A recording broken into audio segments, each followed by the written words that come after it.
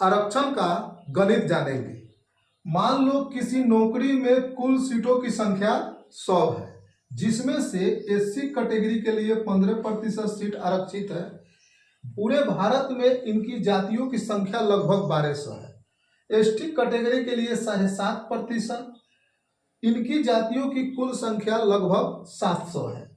OBC category के लिए seat जो आरक्षित है 27%, इनकी जातियों की कुल संख्या 2600 से अधिक है। ईडब्ल्यूएस है गरीब स्वर्ण, गरीब जनरल, इनके लिए 10% सीट आरक्षित है।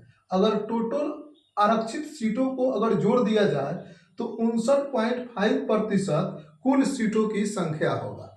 तो टोटल सीटों में से 59.5 यानी लगभग 60% सीटें अगर आरक्षित हो गई, फिर भी जनरल कैटेगरी के लिए बची हुई 40% सीट बचती है।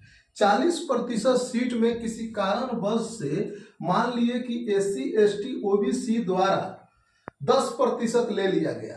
क्योंकि 10% इसलिए मान रहा है क्योंकि ये लोग अपने ही कैटेगरी में फॉर्म अप्लाई करेंगे, न कि जनरल कैटेगरी में। किसी कारणवश से 10% इसमें अप्लाई करते हैं तो ये सीट ले लिया गया। बाकी जो बची हुई सीट है 40% में से अगर 10% माइनस कर दे तो 30% सीट बचता है।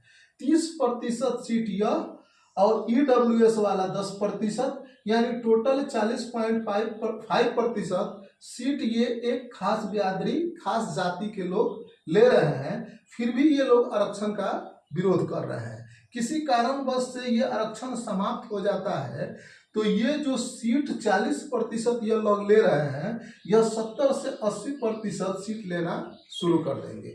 तो बाकी जो आरक्षित सीटें हैं, इस कैटेगरी के लोग शिक्षा से, नौकरी से क्या वंचित नहीं हो जाएंगे?